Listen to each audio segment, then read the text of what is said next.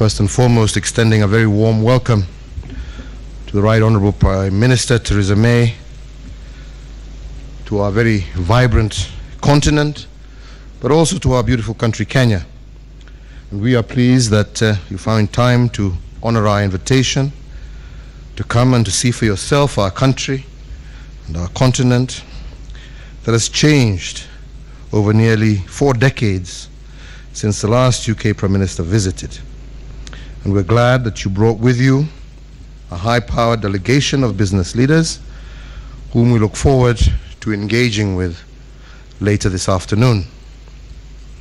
Ladies and gentlemen, Kenya and the United Kingdom have a long history of friendship in speech, in government, in finance, in outlook, and in all our interests. We still show the influence of our strong history. Because of this, our priorities ought to be clear. We all wish to prosper together, so let us also do business together. We have democracy in common, and we need to defend it together. And as for our common enemies, such as terrorism, we need to fight them together. As government, we have held meetings with the Prime Minister and her delegation. And as I said, later today, we will be meeting business leaders from both sides at a business forum. Prime Minister, the bond of friendship and cooperation between our two countries has been deepened today with the signing of a number of agreements. One is a security compact that has led to increased support from Britain with equipment to enhance border and aviation security, capacity building and information sharing between our two countries. The second is the framework on the return of assets from proceeds of corruption and crimes in Kenya. Some of you here may already be aware that we signed a similar agreement with Switzerland, and we are now glad that the UK is also fully on board. This is because fighting corruption is an important aspect of my own legacy program, together with the unity of the country and the attainment of our big four centered around investment in housing, manufacturing, security, food security, and universal health.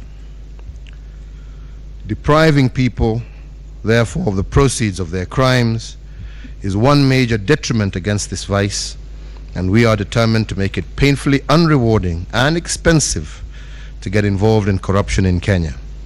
As I have said, in this fora and others, there is no turning back in Kenya on this agenda. We've also had the opportunity to discuss other matters of bilateral interest, including market access to the United Kingdom for Kenya after Brexit, and we welcome the Prime Minister's assurances that the current duty-free quota for Kenyan exports will continue after Brexit. We also discussed around the UK and broader Commonwealth issues, and we indicated that Kenya will be pressing for an increase in exports on the basis of a fair market arrangement with a view of a mutual win-win arrangements within the Commonwealth.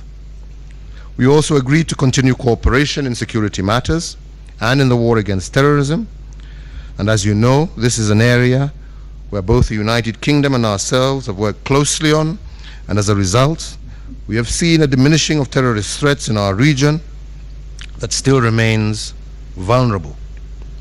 We also welcome the United Kingdom's commitment to support AMISOM, and we call on other members of the international community to also support this important mission at the vanguard of security in our region. Ladies and gentlemen, let me also speak on our shared commitment to grow opportunities for our young people from both our countries. And in Kenya, we have committed to increasing opportunities with our vocational training colleges, and we have asked the United Kingdom for support in ensuring that this remains a success.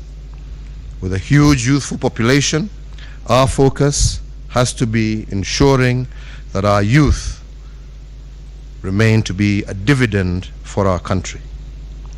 Lastly, I take this opportunity to also encourage British investors to look at the opportunities with our Big Four program. They are indeed immense, and considering the returns from markets such as ours, any investment here is guaranteed to benefit both the investors and ourselves.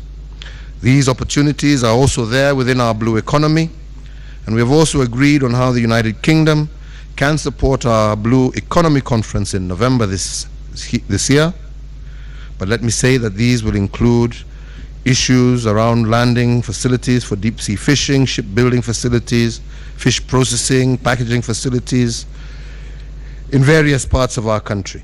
So once again, Prime Minister, let me thank you for taking time to visit us in Kenya, and we look forward to continuing to strengthen our relationship and partnership between our two countries.